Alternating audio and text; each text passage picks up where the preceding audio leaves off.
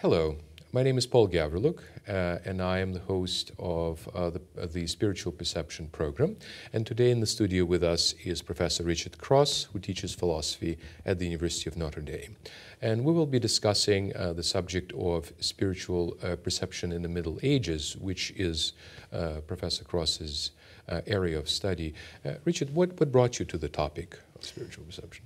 Well, what happened is what happens so often. Somebody asked me to write something for a volume, and I was very happy to do this. It's a very interesting topic. I was asked particularly to write about Thomas Aquinas, who was a 13th century Catholic theologian, perhaps the most well-known of all the medieval theologians. Aquinas is a very interesting subject from this point of view because many of the medieval theologians have a very elaborate account of the kinds of faculties and capacities that you would need in order to generate this kind of perceptual experience. And Aquinas has, from the perspective of these kinds of writers, a rather reductionist account of all of this. And his basic view is that clearly there is such a thing as spiritual perception. He doesn't think it happens very often. In fact, he by and large wants to restrict it to special cases of the afterlife or of particular mystical experiences which he regards as extremely uncommon or rare. An example, for example, would be the rapture of St. Paul, where St. Paul is taken up into the seventh heaven and encounters God in some way. And Aquinas thought that this required some kind of almost extra bodily experience.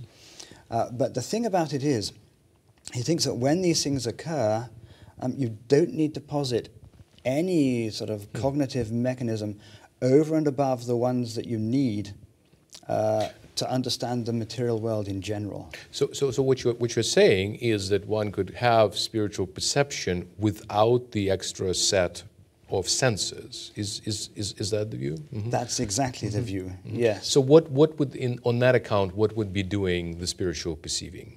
Okay. That is to say, what's the cognitive mechanism potentially involved in spiritual perception? What can we hypothesize? Okay, so what Aquinas thinks we've got available, we've got the external senses. We have some internal senses that he thinks are constantly involved in how we process the world, and an idea which he gets from Aristotle and Avicenna. But we need those. They would explain sort of instinctual responses on the part of animals, for example. And apart from that, we have two other faculties. One is the intellect, which is responsible for intellectual processing of general or universal data. And we have the will, which is a faculty by which we choose between different options. I mean rationally, with our eyes wide open. Is affect involved in any way, or not, on his account? Yes, in the sense that he thinks the intellect is the faculty that actually is doing the perceiving. He thinks that in a case of, let's say, an experience of God, there would be an obvious affective response to this on the part of the will, and it would be something like delight or pleasure or joy. So Richard, for Aquinas, what is it in God? Does he specify what is it that we are meant to be principally perceiving? Okay, so his view is that what we principally perceive would be the divine essence itself. And why it is that he thinks the intellect is up to this job and we don't need any other kind of perceptual faculty is that he thinks the intellect in general is made to understand the essences of things, the general essences of things. There are two particular features about God which are different from this. One is that, of course, God's essence is unique. There aren't. It's not an essence that, as it were, is divided up into different gods or something like this. And the other thing about it is that it's a particular thing. So that's unusual from the perspective of medieval. It's not unusual from the perspective of medieval theology. But it's unusual in the perspective of intellectual cognition. Mm-hmm. And so once we have this apprehension of God, as you mentioned, what's involved is intellect, will, and in a sense, so are we in a sense bypassing physical perception in that process? Or is it principally the intellect apprehending God, or? We're bypassing physical perception, and I mean. So thinking about, say, mystical experience, he had a view early in his life that anyone like St. Paul, who should, as it were, have this kind of spiritual perception, his soul would have to be taken in completely out of his body. Right? It'd have to be momentarily disembodied. Later in his life, I think he thought that was just a really weird and extreme view. Later in his life, he came to the view that the soul could remain in the body, but that somehow its operations, right? So the operations of the intellect, which resides in the soul, and is no longer dependent on the body for its operation. The body inhibits it. So that would be Platonic or sort of quasi-Platonic account, which strangely applies in this case for Aquinas to the eschaton, to the life after death. It sounds like. That's exactly right. Yes, and I mean, and we say strangely because, of course, Aristotle was so influential on Aquinas. But in the background of all of this, I'm sure, is a sort of Platonic theory that the ultimate objects of intellectual contemplation are the forms, which are essences for Plato. And in a way, Aquinas has just substituted God for the forms in this account. In this account, because the transmission of Aristotle himself would have been through a preceded Neoplatonic tradition. Richard, what do we make of this account? In other words, what do we constructively take from this account? Do you think it's plausible or not? Well, that's very interesting. I mean, I don't. To be honest with you, I don't have a fixed view on supposing there's spiritual perception. What kind of mechanisms will be involved? I can see the shape that answers might take. And so if I'm going to adjudicate between a view like Aquinas's and a view like those of the people he's opposing, who have something much more like a whole spiritual sensorium. And the whole spiritual sensorium would involve a mechanism parallel to the physical senses, so it would be essentially a more or less distinct or even separate set of capacities or faculties. That's right. I mean, Aquinas' view puzzles me in the sense that we don't tend to think of the intellect as a perceptual kind of a thing. I mean, if one thinks about the history of philosophy, when you've found philosophers who think, I mean, something analogous to spiritual perception might be something a moral perception or an aesthetic perception. And by and large, philosophers who've accepted that kind of view haven't been happy to think that that's something intellectual because they don't have the intellect as perceptive.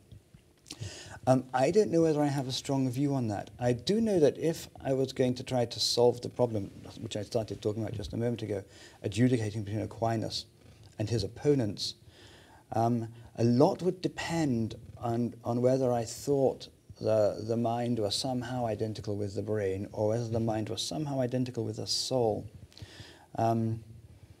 I don't know a way of adjudicating those things. If I thought the mind were somehow identical with the brain, how you might go about working out whether there's a spiritual sense independent of, let's say, our power for general or abstract cognitive processing would involve neuroscientific research. You would have to see how the brain reacts in when undergoing certain kinds of process or activity, and seeing whether the cognitive processing part of the brain was whether some completely distinct part of the brain from that were activated in the case that someone was having some kind of religious experience, or even a moral or aesthetic perception. How you would go about deciding that, if it is the case that the mind is identical with the soul, seems to me a very different thing. Then you would have to do simply theoretical arguments. I mean, if I think back to the Middle Ages, where they all thought the mind was identical with the soul, they debate about whether you need, as it were, distinct faculties or capacities of the soul were, as it were, corresponding to different kinds of activity that the mind or soul can undertake. And there were arguments about this which were entirely, as it were, obscure and metaphysical. Yeah. I mean, the account seems to yield, it seems to make it more plausible than not that there is some kind of immaterial, shall we say, aspect to the mind, or at least it would help to have an immaterial dimension, shall we say, of the mind in order to be able to apprehend something that is immaterial, such as divine essence. Sure. I mean, that's a very interesting question.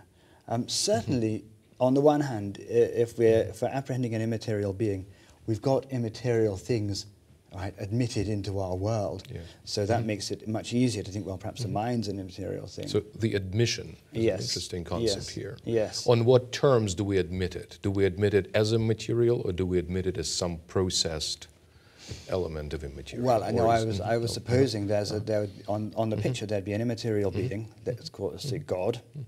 And that would be the object of some kind of spiritual perception. So I mean, a problem with souls is that they're immaterial things and we don't encounter immaterial things. Right. Well, suppose there's a case where we do encounter an immaterial thing. That opens the door rather nicely for there being a soul. But I mean, going back to your question, think about, suppose you think there's a moral sense. I think you could think there's a moral sense where the things that are perceived aren't obviously physical features of the world, though perhaps they're not immaterial substances. It doesn't seem implausible to suppose you could have a moral sense without a soul. I mean, I can't immediately think of a philosopher who thought that, but yes. No, that makes sense, and it's actually very interesting, of course, to see how in the future either research in neuroscience or research in cognitive science could actually bring us closer to the understanding of this fascinating phenomenon. That's exactly right. Yeah. So thank you very much for your insight today, and thank you for sharing with us your thoughts about Aquinas' theory of spiritual perception. Thank you. Well, thank you.